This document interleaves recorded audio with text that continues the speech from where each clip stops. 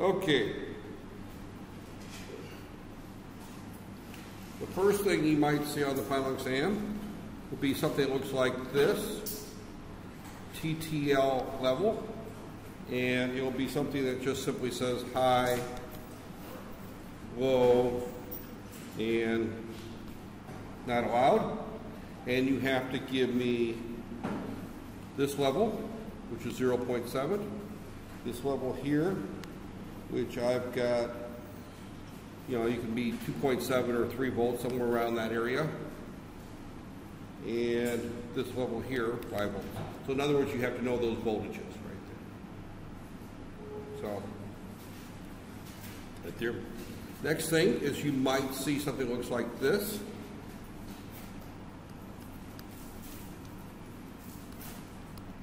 Right here. And this will say 2 milliseconds. This will say 4 milliseconds. Right there, on down to 6 milliseconds, 8 milliseconds. Right there. F is equal to what? Right there. In this particular case, it's 1 over 4 milliseconds, which is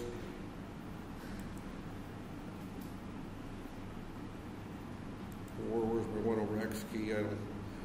These Windows calculators don't always have all the keys that I'm used to seeing on them right there. Okay, well, that's a scientific mode right there. 1 over X. So that's probably right around 250 megahertz right there, or kilohertz. Let me use a real calculator, as if I have a real calculator with me either, but this is actually a little closer. Well, maybe 4 EE 3 plus a 1 over X, 1 over X, 4 EE 3. I got 250 hertz is what I come up with on mine here, right there. So whatever, run that through the calculator. But this is going to be this kind of problem. That looks about right, 250 hertz in this particular case. That there, it would be microseconds would give us to us in kilohertz, right there, 250 kilohertz. Because what comes out of the wall is right around, if I'm not mistaken, it's right about 20 millihertz is what comes out of your wall frequency right there, and that's 50 hertz. The U.S. is 16.7 milliseconds right there. So again, what you're going to be looking at is something where you're going to be given a waveform, you're going to be asked for, and in this particular case, the duty cycle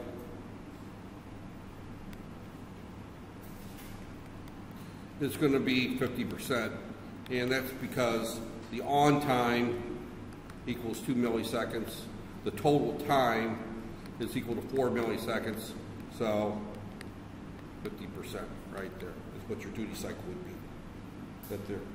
Now, you may have a problem where you're going to be asked to draw,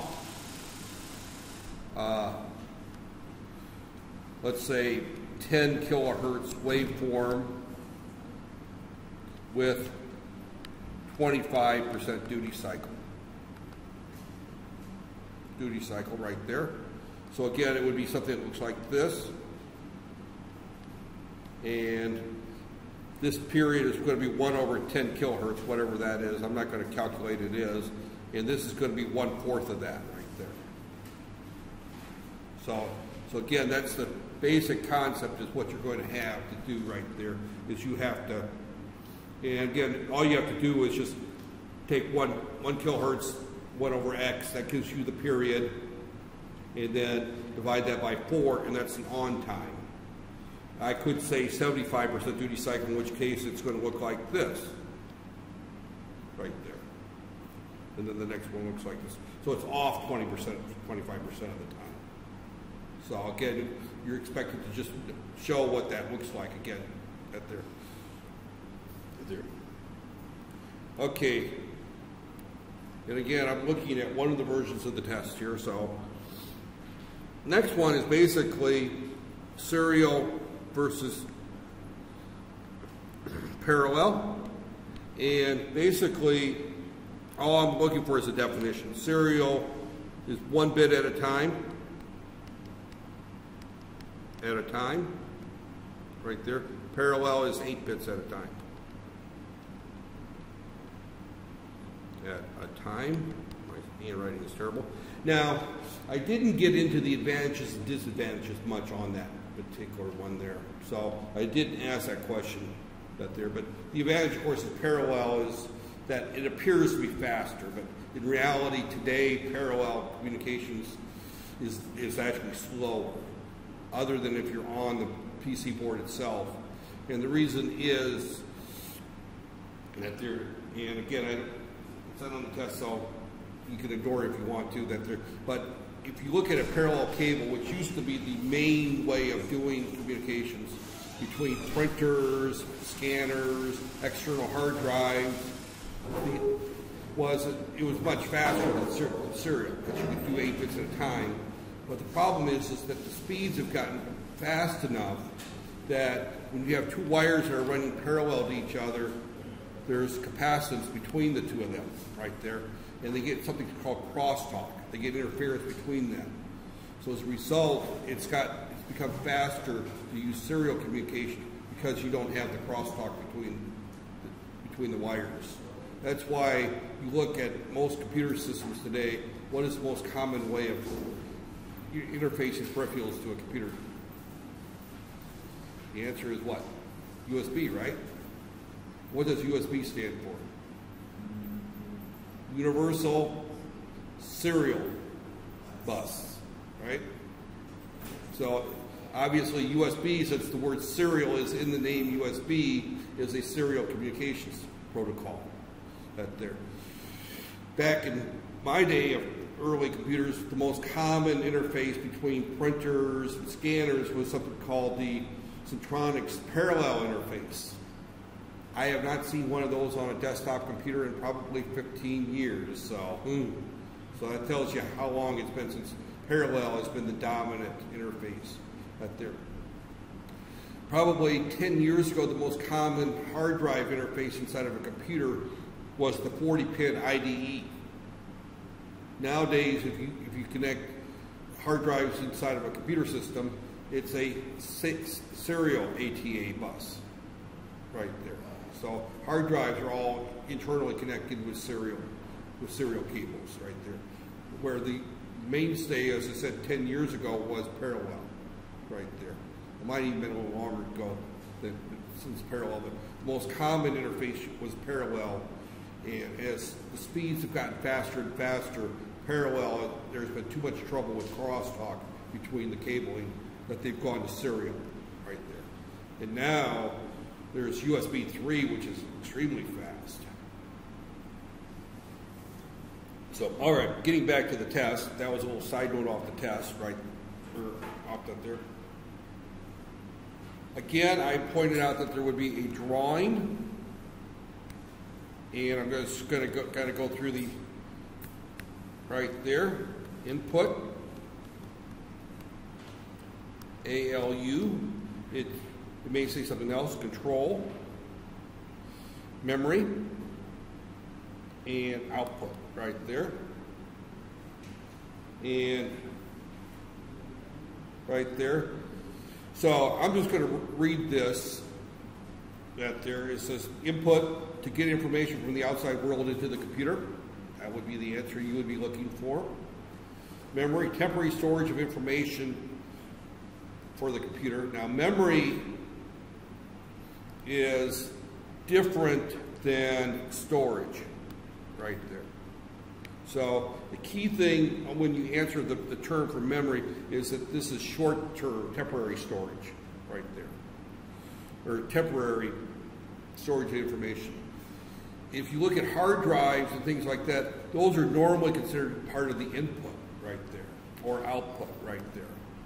Storage is not actually shown in this particular drawing here. Storage is actually a block of its own. That there, I don't show that. The hard drives, serial or thumb drives, DSBs. I mean, most computers today aren't even coming with DVD players port on them anymore. As I'm looking at my most recent laptop doesn't have a DVD. This one doesn't have a DVD. I bought my wife a little Apple Mini. It doesn't have a DVD player. The new iMacs don't have DVDs. So DVDs are disappearing quickly as well, right there, replaced by the thumb drive. So, okay, getting back to the answer, that there, control direct flow of data from input, output storage, in and out of the ALU, right there. So controls the flow of information from everything to the ALU, right there. The ALU performs all arithmetic and logic functions for the system. And output sends the information out to the outside world, right there. So again, this particular drawing is missing a box that says that I'll stop at McDonald's on the way in there. So I get tempted to. I drive right by one. So, but you know, again, key thing here is this does not show storage right there. So, but you need to know the definitions of these 5 boxes. I just read them to you right there. So, okay. And the next one is, oh, that's a repeat. I've already done that one. Draw a signal for a TTL level. You know, X megahertz with a, you know, with an X % duty cycle right there. So it's actually later on in the same question right there. That was all question 1 right there. And I went through that there's not a lot of problems in question 1. It's just basically the only problems that there are the waveforms where you actually have to do any calculations right there. Everything else is just definitions right there. Because this is just a definition, you memorize that there. This is the only problem, number crunching problem that there. Knowing the difference between serial and parallel, it's just knowing the definition. You just memorize and regurgitate. I don't know if you use that term here or not, but we sometimes use the term, you just memorize and just spit it right back out. That there, you don't have to do any thinking on that particular one. And this one here is, again, memorization and that there. So most of problem 1 is really there's no problems in there other than the waveform problem. That there. Everything else is just memorize and regurgitate. Probably shouldn't use the word regurgitate. Some people might find that offensive. It's the medical term for throwing out that there. So, but okay, problem 2 is a little bit more of the same. Right there. Explain the reason why, and I'm not going to write these down, but I'm just going to say that the question is explain the reason why, like digital electronics uses binary. And the answer is, digital electronics only operates with on and off, so there's only 2 states. Right? So you would have that there. The next one is a calculation, and I'm just going to put some right there. Convert the following binary numbers to, and these are not the same ones, obviously. Right there, right there. Convert the following signed binary numbers to decimal, right there. And what I would expect you to do as the first one is that this has got a 1 in the sign bit, so you have to do a 2's complement on that. The 2's complement of that is going to be 0011 0010. Add a 1. 1100 1100. Now that's going to be 33 hex. So you have to convert that. So that's going to be 3 times 16 right there, plus 3. So whatever that turns out to be, right there.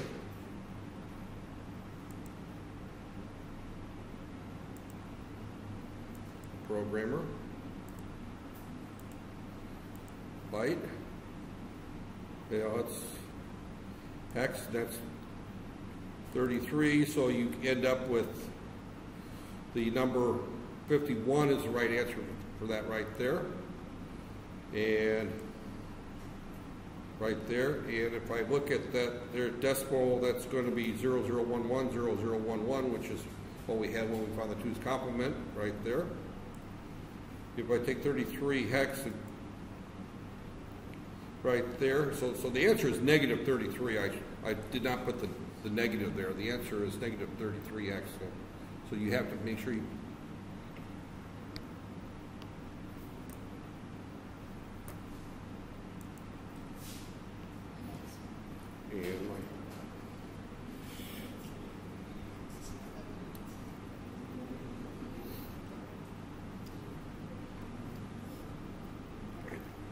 Actually, I don't think it's the pin. I think the Bluetooth disconnects right there. Negative 33 right there. So it's minus, what did we say it was that they're? Minus 51 right there. Minus 51 is right there. And that is that the original answer? 11001101. Yeah. So it's minus 51 is the answer for that there. Minus 51 right there. The next one is fairly easy right there. This one right here is going to be, that looks like it's that's 426 1101.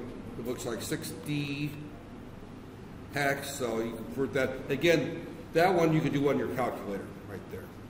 Right there, 6D hex in the decimal.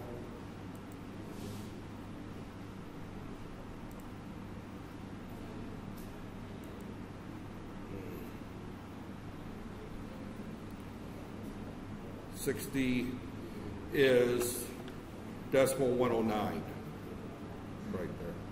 And if you had this calculator, you can put it in binary and get the answer.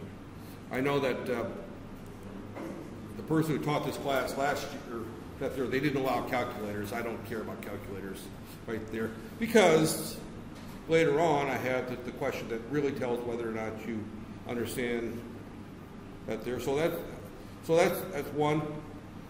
Again, another question is going to be explain the reason why we use hexadecimal right there.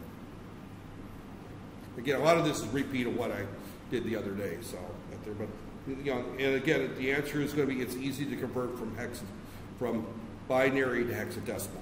We can do that by inspection. You don't have to do any calculations. Again, the reverse is I'm going to start off with a number like 59. And convert to binary, and negative 35 connect to binary right there. And again, you could use your calculator for that. Remember that if you take 35 right there, and again 59 right there, the answer for that is just simply going to be 0011 11011. Again, most of you have calculators that do that. If you don't have calculators to do that, then you go through the stunt of 59. You start off with 64, 32, 16, 8, 4, 2, 1, right there. And actually the top one's 128, but we don't go that far. Actually, because this is a sign bit, you would use that. So this would be 0, 1, 59 minus 32.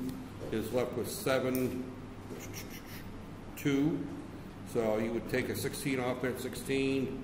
That's left with a 11 right there. So you put a 1. 11 minus 8, you're left with 3. So 0, 1, 1.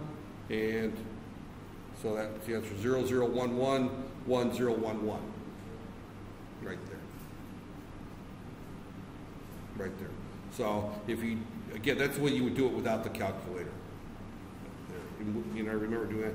Negative 35, you would convert the 35 over right there.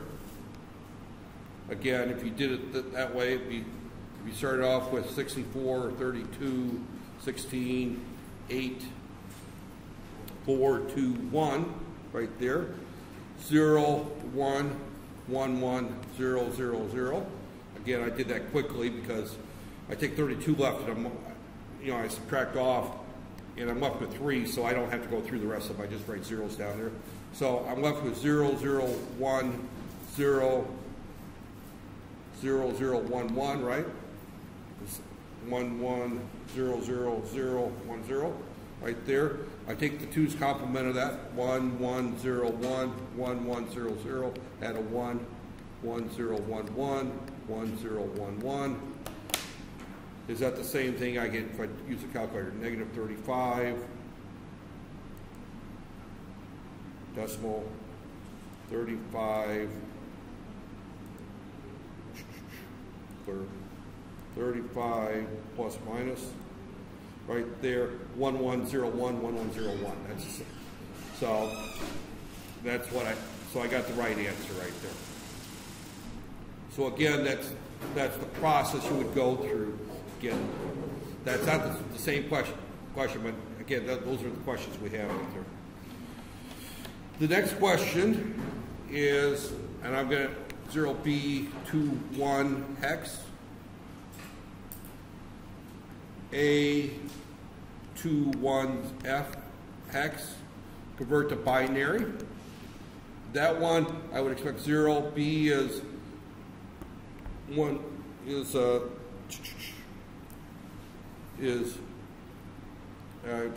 B is going to be 1011. Excuse me. This is 4 zeros for the first one, right there. We have to write 4 digits, 0010, and I'm missing one here. 2, then the 1, 001 right there. So we just 0B21 right there. A is going to be 1100, 0010, 0001, 111 right there. And it's all right if you put that little table on that starts off. I'm not going to write 000, 0 and ends with 111F right there. If you put that little table, it's probably because it's easier to put that table down than to try to memorize 0 through F right there. Right there. So again, that's right there. And then the next one is convert 011 0 0 1 0 0 0 1 1 1 1 0 0 0 to BCD. BCD you treat the same as hex. 6 4 7 8 right there. That's all you do. The only difference is that you're not going to have numbers above 9. Right there. In other words, 1010 is not an allowed BCD binary number. You cannot see that. That is an error. Right there. Same thing. The number 672 decimal, the BCD is 00110, 0111, 0010. Right there. All we do is just do it that way there. Then the last problem for problem 2 is convert the number 63 base 7 to decimal. Right there. And I restrict it to 2 digits to make life easy. Right there. So that's going to be 6 times 7 plus 3 right there. And I'm not going to go through the math right there. And again, that's not the same question. And it could be a different base. If I was to give it, and I already told you I wasn't going to give you it, but if I gave you a 3-digit number, 263, that would be the same thing as 2 times 7 squared plus 6 times 7 plus 3 right there. And you would add that up. But again, I was kind to you simply because you got 5 questions and 2 hours. I make any of these a little too difficult. Again, and again, the key of this question is to show that you understand how numbering systems work right there. Not that you would ever convert anything from base 7, although I have done problems where I've had to work with that there. Problem 3 is probably the easiest problem right there. The first part of it is, because all it is, and I'm not going to give the answer, but the question, it reads very simple. Give the truth table and logic symbol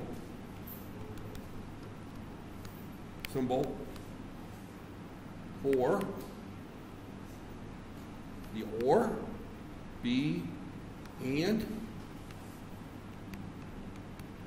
C, NAND, D, XOR, and that's it right there. So that's a memorize and regurgitate that in there. As you'll notice, the problems get more difficult as we go into the final right there. But that one should be an easy one right there. If you don't get that one right, I don't know where you've been the last 13 weeks right there. You weren't sitting in this room paying attention, that's for sure, if you don't get that one right. Now the next one is a little bit more complicated. 2, A, B naught, C plus A naught, C, right there, plus BC. Draw the circuit for that, right there. So that's going to be, and it's okay to draw the circuit this way, right there. Matter of fact, I would prefer you draw it this way because it's a lot neater and less prone to error than trying to show all the wires right there.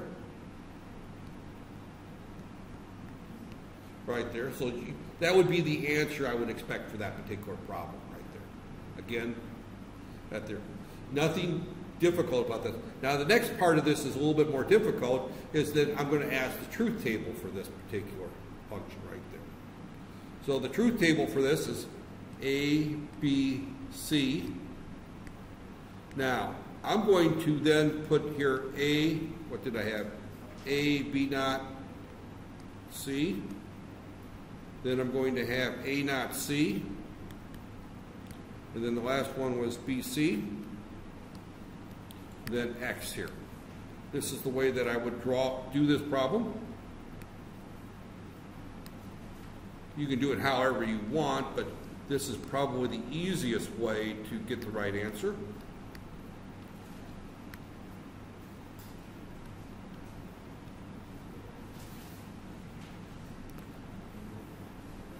You're not going to get the right answer by screwing up the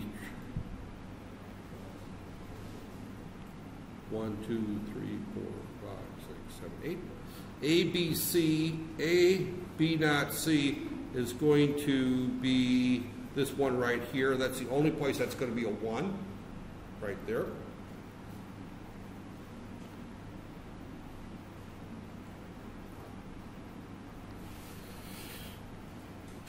Right there. If you have 3 terms like that, you just have to look for the 1 that there, where A is 1, B is 0. Right there, we just put a 1, so the rest of these are 0. Right there. A naught C is going to have 2 terms. So it's going to be this term right here. A is 0, C is 1. A is 0, C is 1 right here. So we look for those 2 terms.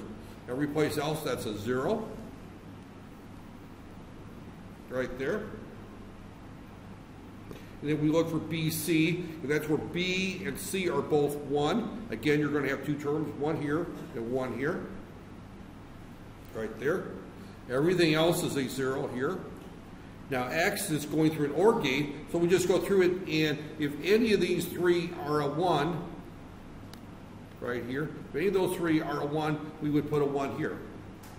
In this particular case, this is 0, 1, 0, 1, 0, 1, 0, 1, and that's the right answer you would get from that particular problem.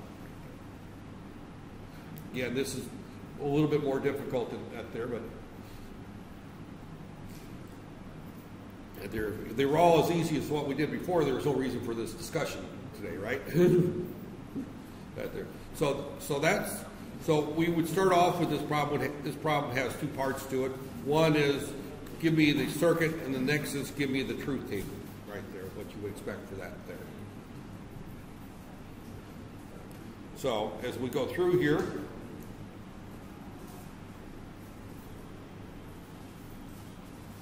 right there, and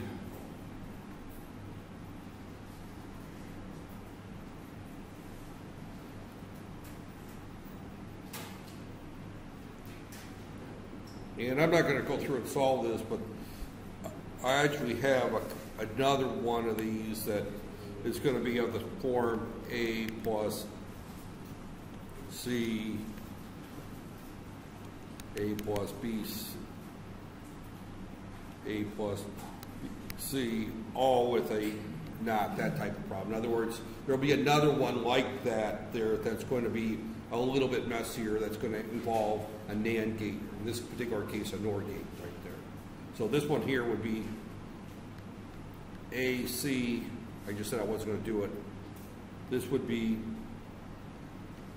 A, then an AND gate here, BC, and then a NAND gate here, right there. Would be that there. There would be a problem somewhere.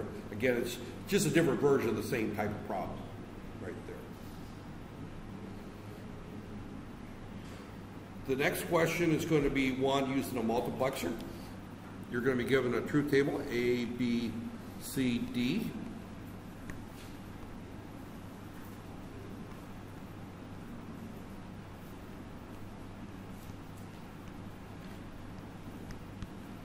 Now your final exam, is that next Monday? Okay. For some reason I was thinking it was the 26th, so it's next Monday. Okay, I will be here for that. Okay, depending on what time it is. I also have another class, but I'll work around the other class there. For some reason I got my calendars all mixed up. The way that they schedule things here, that's not to be unexpected, right?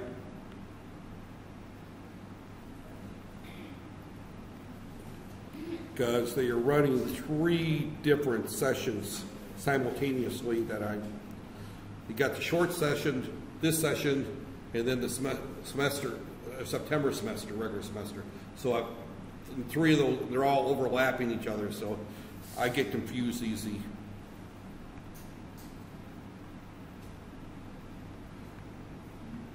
Actually, in all my years, I have never taught where they had overlapping sessions like this.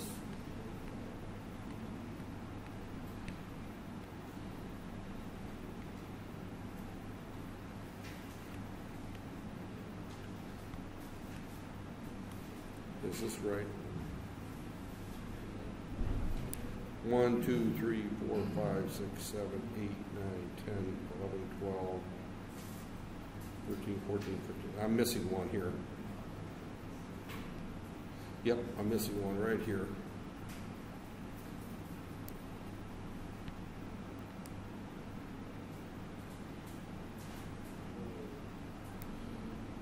That's why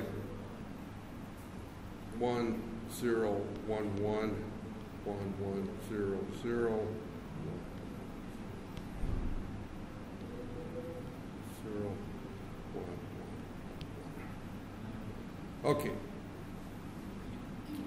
And again, this is going to be a random X.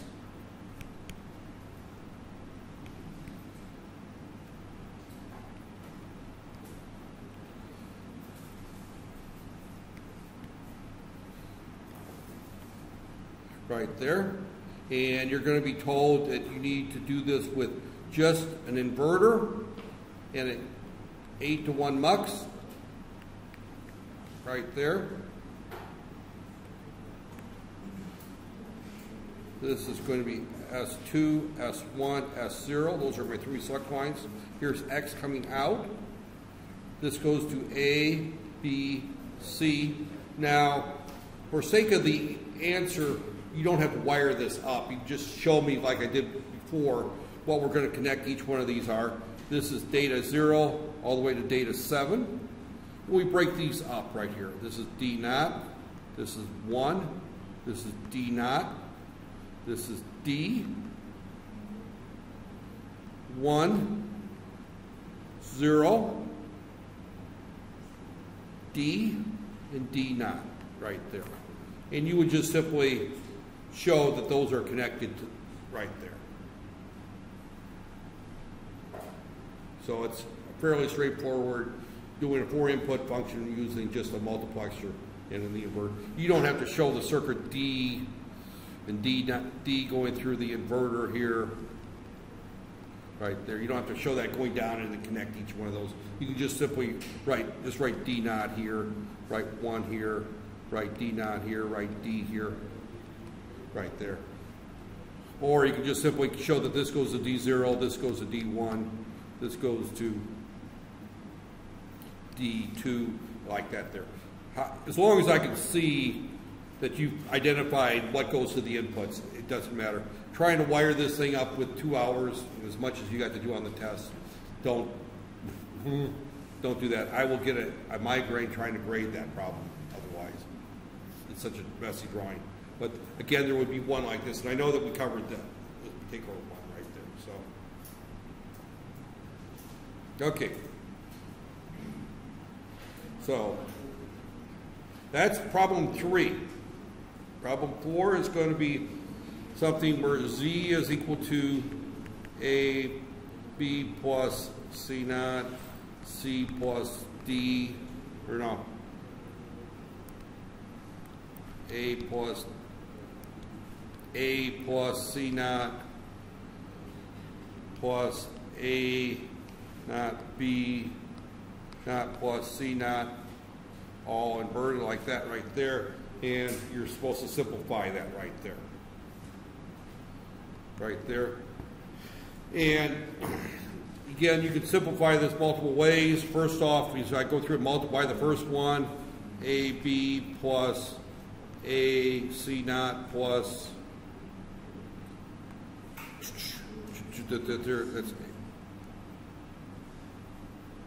that's BAB. Oh, excuse me. I know when I multiply these out, I'm supposed to get 2. So B times A plus C naught times A plus C naught times B plus C naught times C naught right there. So we multiply those out. Then the next one is we apply De Morgan's, and this is plus A, B, C right there. And then what we could possibly do, looking at this here, is I could factor out right here A, B plus BC right there, plus C, A, C naught right there, plus B, C naught plus C naught. That C naught here by itself means that I could factor out C naught A plus B plus 1, so that all drops out right there. And this here becomes, and this becomes B plus B naught A B 1 plus C, so this will drop out right there. So it's AB plus C naught is what I end up going through this particular one right here. Right there. So again, does everyone see all the various steps? And I know we did a lot of those, and though this is probably the one that I'll probably take some points off on people, because not everyone's going to get this one there. Because it's, and you know, and unfortunately, this particular type of problem, I'll be real honest, I don't put a whole lot of weight on it. It might be worth 2 or 3 points, 4 points, something like that. I will get partial credit if you're going down the right path, but you don't see all the tricks out there. Where I'll take points off is if you do something blatantly wrong. If you don't see something, I'll take 1 or 2 off. You know, I won't get terribly uptight, because I know that this particular problem, when you're under the pressure of an exam, your eyes don't always see the things quickly that they're in. I also know, and I've told you, I hate to admit to it, I've already warned you that you're probably not going to do this in real life too much anyway. So it's not a high priority, but the whole idea is that it's part of the basic understanding on how things work, because everything else is based on this. So I'm looking for a basic understanding. If you're perfected on this here, let me see what this problem's worth. Right there. It's worth 5 marks. That there. So I can tell you right now that that particular problem is worth 5 marks. You get to this point right here, at there. If you get all the way to this, of course you get 5 marks. If you're moving down the path, you're probably going to get 2 marks for at least going through and getting to the first step here, where you multiply everything out. Right there. There. So it's one of those cases that I do give partial credit right there. Then the next one is draw the logic circuit before or after a simplified. That's the same thing as this particular case. It's going to be A, B, or put a bubble there. There's just write C naught right there. Right there. So the next one is going to be I'm going to give you another truth table. I'm going to use the same truth table as I did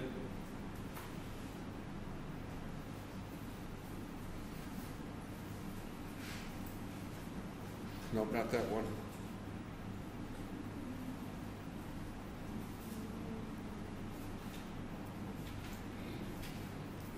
Yeah, let me.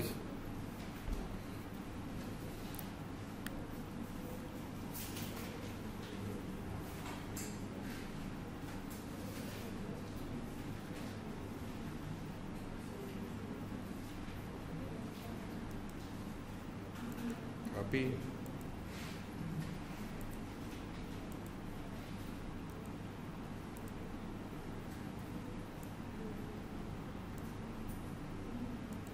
Okay, I just made it a little smaller, that way I can get it all on the screen. So you're going to be given a truth table, and there's 2 basic problems. One is come up with the simplest circuit using a Karnoff map. So obviously there's going to be a Karnoff map problem on here.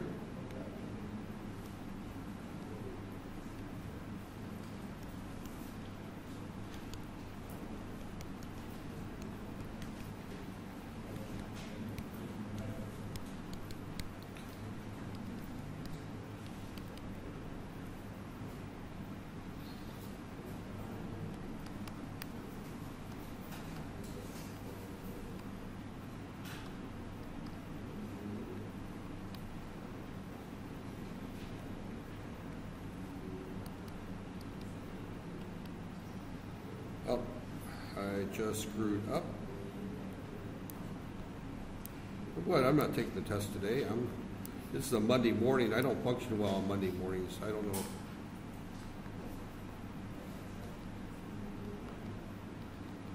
Hopefully, is your test in the morning or the afternoon? Morning. Oh, well. Hopefully, you guys function better on Monday mornings than I do. There. So, okay. Now, this particular problem basically is you'll come up with the simplest circuit using a Karnoff map. So I'm just going to go through here. 1, 0, 1, 1. 4 is 1. 5 is 0. 6 is 0. 7 is 1. 8 is 1. 9 is 1, 10 is 0, 11 is 1, 12 is 0, 1, 1, 0, right there.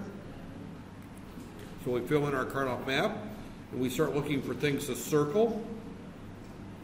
And it appears that this one's not an easy one. Good thing this is not the one that I assigned. This is just one I made up randomly. Did I make a mistake there? Is this right? Okay. So now we're going to go ahead and circle our 1s right there. you know, obviously we have no groups of 8, no groups of 16. Yeah. Number 11. Number 11 is 1, 0, 1, 0. That should be a 0 there, right? And 10 should be a 1. 10 is a 0. 11 is a 0. Let's go through this again here. 0 is 1. 1 is 0. 2 is 1. 3 is 1. 4 is 1. 5 is 0. 6 is 0. 7 is 1. 8 is 1. 9 is 1. 10 is 0. 11 is 0. 12 is 0. 13 is 1. 14 is 1. 15 is 0. Is that right there? Okay, we'll get it right this time. That just made it a little easier. Right there. Okay. So, as we look here, we don't have any groups of 8, 16, or 4 for that matter. I see no groups of 4 there, right? There's no groups of 4. So, as we look at our groups right there, I'm seeing that I can do a group of 2 here, right there. A group of 2 here, right there. A group of 2 here. A group of 2 here, and a group of 1 here. Does anybody see any? I mean, there's a couple of different combinations we could do, but does anybody see any way of reducing that? Oh, another group of 2 here. So this looks like a messy one. Hopefully the one I gave you is not nearly as messy.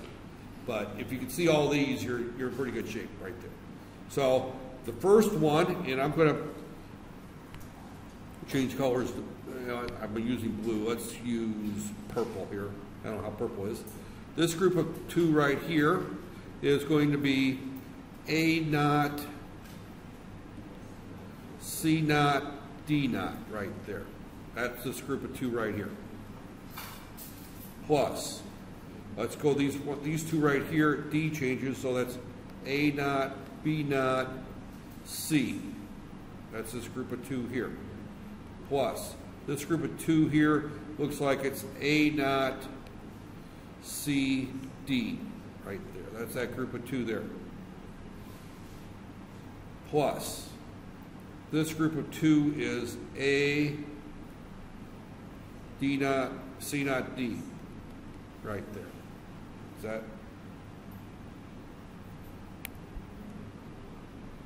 Right there. That's this A, B drops out, so it's A, C naught, D. All right, that's right. Plus, this group of 2 is A, B naught, C naught. And then the last one is A, B, C, D naught. Right there. Right there. So that is our messy one there. That is probably about as messy as I'd like to see. Again, I don't guarantee you yours is any easier because I did do these at random. So that there. But that's there. Now, again, what I'm looking for is the method. Now, if you would have circled a different set of ones and came up with the same number of terms, that's still a right answer. That there. So, in this particular case, I don't see. Well, for example, this is just, you know, I don't want to confuse people here, but just don't take notes here. But if I would have circled this group, these 2 here, instead of this one here, that would still give me the same number of terms, right there. I picked this circle here, but I could have just easily picked the one where I wrapped it around, right there. So, and that would have gave me, and that answer is equally correct, right there. So there's this particular problem. There could be more than one correct answer. Right there. So, right there. Now the next problem is Let me just put the same truth table that they're in. Is that I start with the same truth table, and I say, and let's just simply say, design only using NOR gates. Now, you don't necessarily have to simplify this. All I'm looking for is you're going to use NOR gates. Right there. And if you remember the process of using NOR gates, right there, is that we read out the zeros and we apply De Morgan's twice, right there. So we're going to read out our zeros right here. And I'm going to pick something funky here. Here's a 0. Here's a 0. Here's a 0. Here's a 0. 0. 0. 0. Okay. We're going to read out the zeros right there. Now, let me look at the problem. As I recall, let me...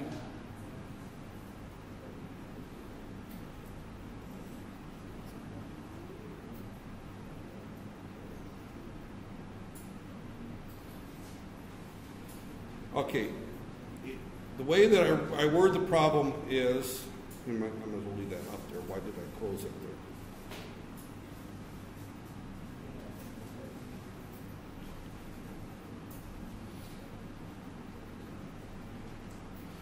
The way that I word the problem is draw the circuit for truth table 2 that uses only NOR gates. So I don't require you simplify it. If I don't require, I did not say simplify it. I just simply says draw the circuit using only NOR gates. Right there. If you do that, then you just simply draw the circuit right there. So first off, we're going to say the function is not. The function is not, and we're going to write out A naught, B naught, C naught, D, or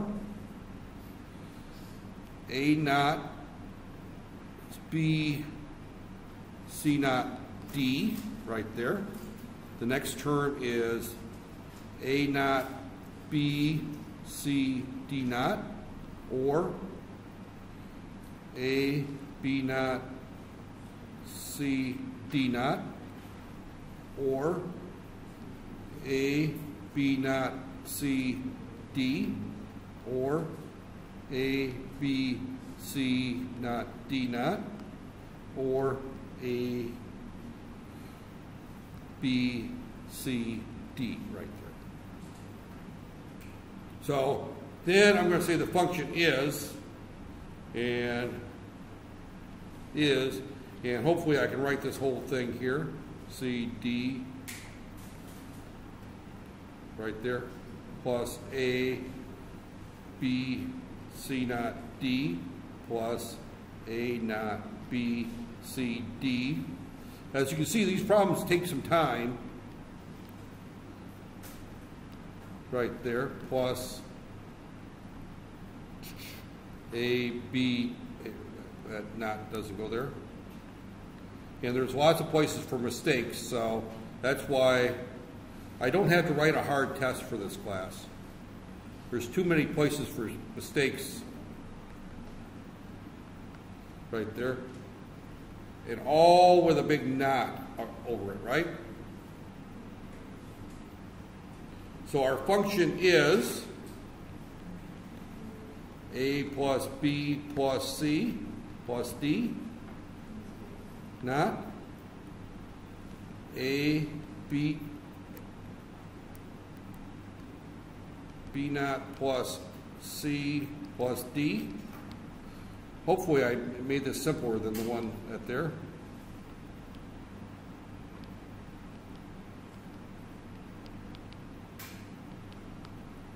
Right there.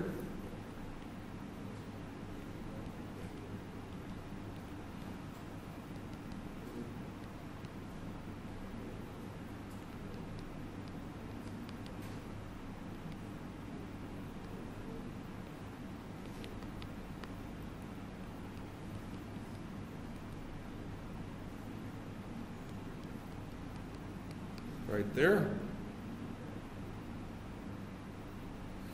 And that would then be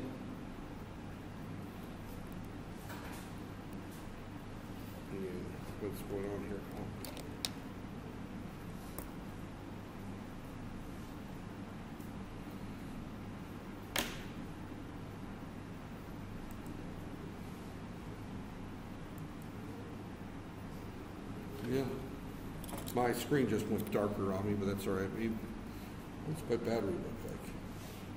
Oh, it's on batteries. My battery's running low. Good thing I'm getting close to finishing this here. So, as we draw this, and I'm not going to draw the whole thing, but this would be an OR gate right there. And again, you would just show A, B, C, and you could just put D naught here, A, B, C, right there. And of course, you put your inverters in like this right here. Right, you put the two inverters, and that's all you would do that right there. You would just draw the circuit from, this is the hard part right here. This is, you get to that there, then drawing the circuit here, each one of these is a 4-input OR gate, and then you just show the two bubbles here, and those, that's the equivalent of NOR gates right there. So that's what we're looking for on that particular problem. This is probably one of the more difficult problems right there. Okay, going back through that there.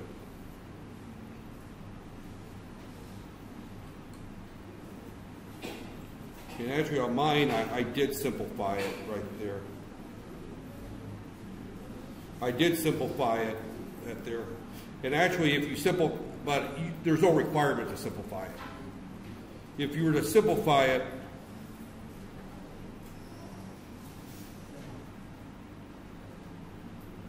right there, you could actually just use the same OR map. If I was to simplify this right here, it actually, to be honest with you, looking at this right here, to simplify this, this is it's actually not too bad because I got one circle here, one circle here, one circle here. Yeah, actually it's not that much simpler because I'm looking at 1, 2, 3, 4, 5. I'm looking at 5 terms. And looking here, I got 1, 2, 3, 4, 5, 6, 7. I lose 2 terms, but I also have the problem if I could make a mistake reading the map. So the answer is simpler, but you go through another step of reading the map, and that's a place for a mistake. I would recommend you don't simplify it right there. Because I look at the one that's on the test, I can tell you the one on the test is going to be just as nasty. It's got 1, 2, 3, 4, 5, 6, 7. It's got 8. Matter of fact, the one on the test I deliberately did with 8. So, because there's 2 versions of the test. One version of the test says with only NAND gates, and the other version says with only NOR gates. So you can see it with NAND or NOR. I did the more difficult one. If you just did the one with the NAND gates, you would just stop at this point. You would just stop at this point right there. So, okay.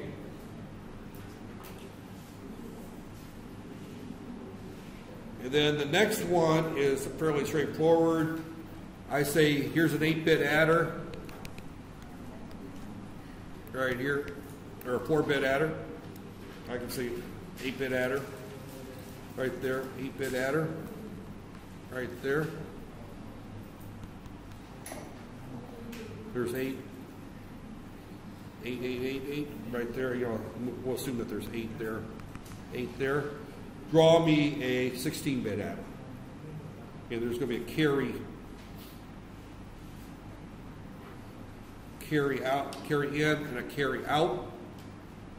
Carry in, carry out, right there. And you need to show me, and you just connect the 2 of them together right there is all you do. We did a lab on that with a 4-bit adder right there. So that one should not be a difficult problem right there. So.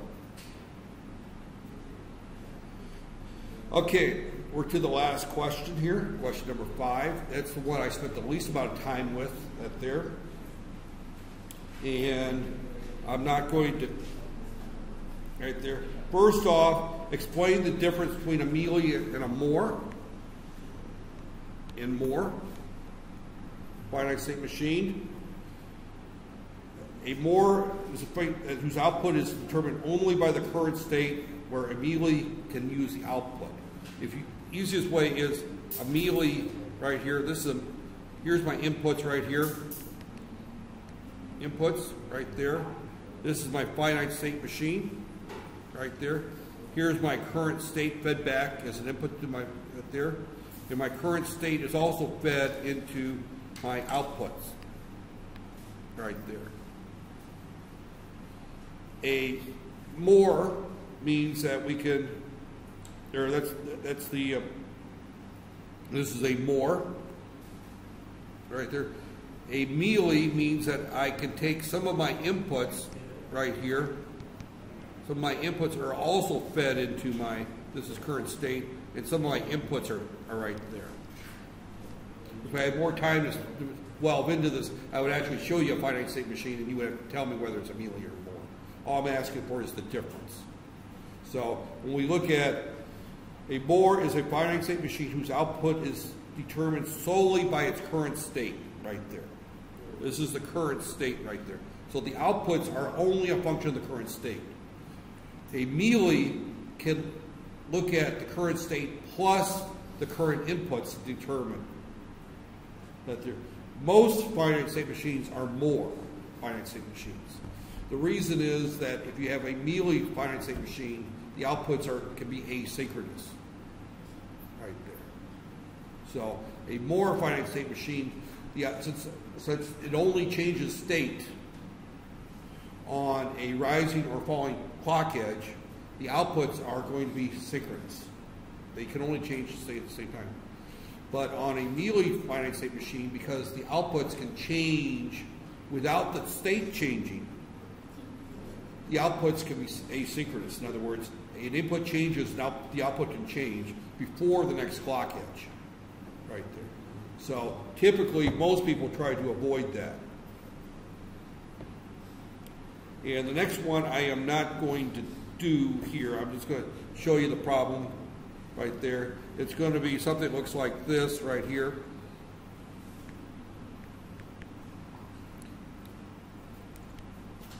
Let me S0, S1, S2,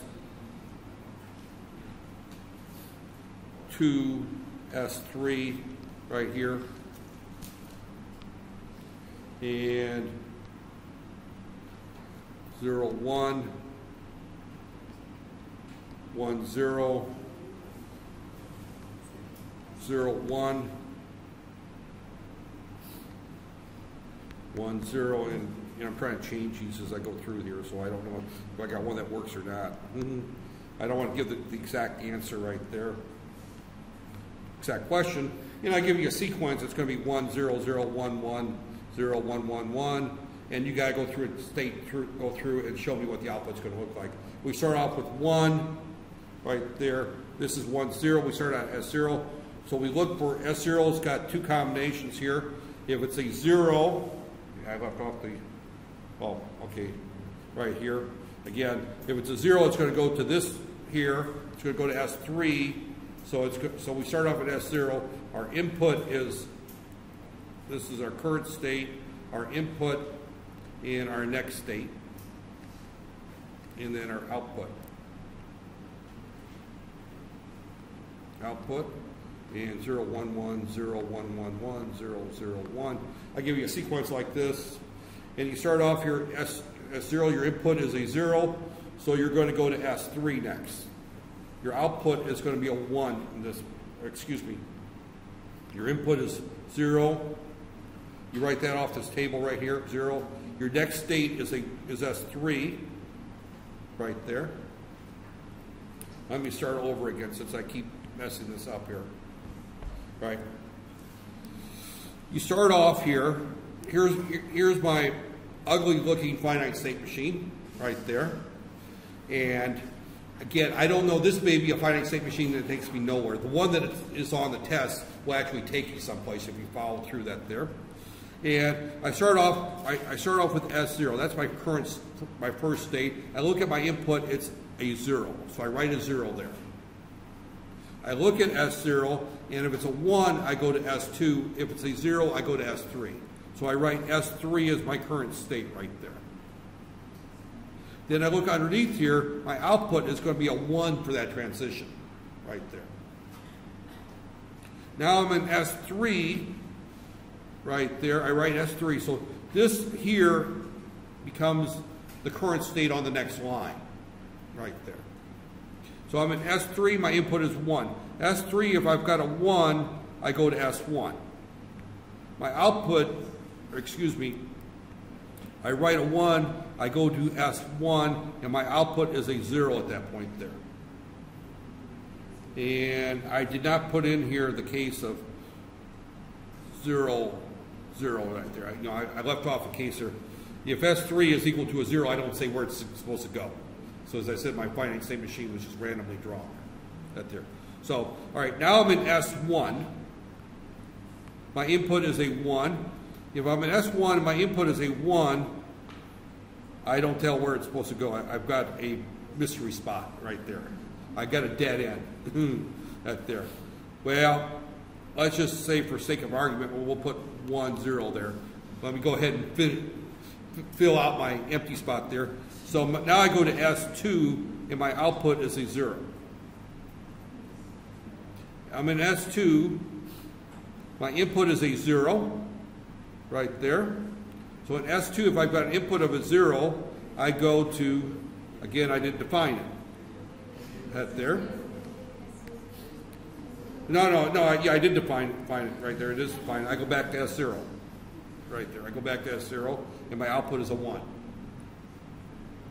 And you just go through and you just step through it like that there. So it's an ugly problem right there, but it's not a difficult problem. Right there, it's an ugly problem. Now that's one version. I'm looking at one version of the final. There is another version of the final out there. I might as well tell you real quick. Is that I have a series of stoplights right there. And I say, draw the finite state machine. There's 2 inputs there. There's a short delay, short time delay, and a long time delay. And you're going to stay in, this is my north-south, this is my east-west. S0 is going to be our state that north-south is green and our east-west is red, and we're going to state that there. You come up with the rest of the finite state machine right there. You define what it's going to look like right there. Assume that any green-red combination is going to be a long time delay. Any yellow is going to be a short time delay right there. So you have to come up with a finite state machine for that right there. You know, and to be honest, if I had more time to spend on finite state machines, I would have probably added things such as turn lanes and things like that in there, where we would have some. This is relatively straightforward. That is the final exam, and I spent an hour and 15 minutes going through that there. Now, I didn't answer every question or write down every answer there. I didn't finish that there, but I also explained them as I was doing them there. I probably could go through and do the final exam in probably 35 to 45 minutes, which means that you should be able to do it in 120 minutes. The rule of thumb there, and I don't know if anybody ever tells you the rule of thumb, is that an instructor should spend about a fourth the time as the students in completing the final exam. The reason is one, he or she wrote the final exam, so they should have a clue what the answers are. And 2, they probably should have solved those kinds of problems 50 to 100 times earlier there. So if it takes me 15 minutes to write down the answers, knowing how to solve the problems ahead of time, that means it should take you about 2 hours to go through the answers, because you have to think back and make some mistakes along the way. So it takes you about 4 times as long to do the problem there. So I'm hoping that time is not an issue there. So next Monday, say it's a morning, so it's what, 8 o'clock or 10 o'clock then? You know? I don't know what time it is. I mean, I know it's now 9:43 today, but I don't know what time your final exam is. Because if I go to my schedule right there,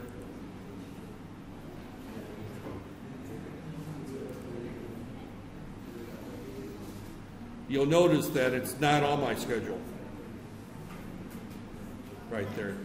And let me see. Hold on a second. Yeah, it's not on my schedule because this class is not on my schedule today either. Right there.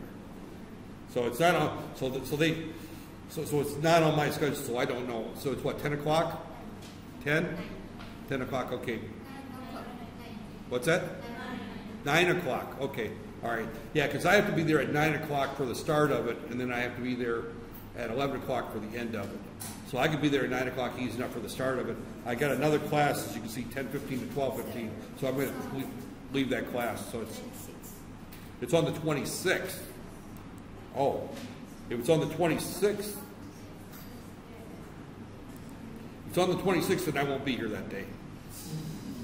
So Dr. Ibrahim will probably be the one proctoring the test that there. So I won't be here that day because I'm presenting a paper at Putrajaya that day, so I won't be here. If it's the 26th, then I will not be right there. Yeah, because this shows that this semester they got you down as July semester. This shows you still in week 13. Right there. That tells you how screwed up the my schedule is. Why I don't know when anything is. That shows that this is still week 13. So if it's the 26th, then I won't be here that day. So that's on Monday. So I won't get back until Wednesday to pick up the exam. So I won't even start. That they're actually what I'll probably do is just have him block the exam in my desk tomorrow. Right there. So so I'll give him a key to my cabinet. Just have him lock it. And then when I come back from Putrajaya, I'll pick it up and grade it that there. Okay, good luck everybody out there. And I've got another class starting here in 15 minutes or so out there.